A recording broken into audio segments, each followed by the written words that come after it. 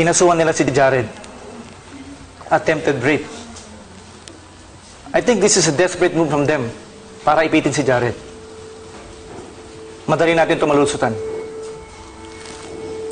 I am just so amazed, Mom. Ang lakas ng loob na gumawa ng kwento ni Luisa. Talagang pinaninindigan niya yung sinabi niya na muntik na siyang ma-rape para lang siraan si Jared. Kasi, sinusulsulan ng ex mo. Sa tingin mo ba, Ma? Matagal na nilang pinagplanuhan to. Oh, yes, Allison. Yes.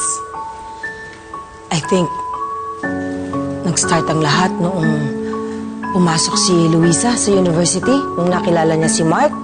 Doon nag-start. I don't know, pero mukhang sincere naman sila nung nakakausap ko sila noon. And si Luisa, talaga namang inalagaan niya si Lolo. No, Allison. You were too gullible then. One, galit na galit ka sa lolo mo. You don't wanna listen. Second, sobrang in love ka kay Mark.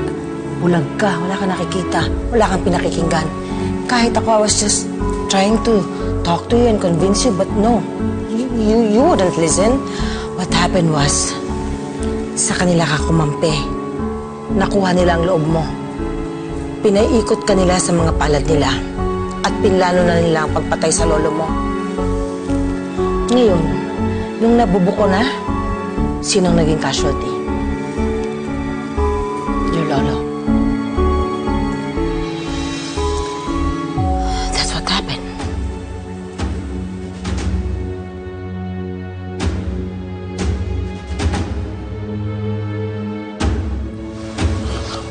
Jared!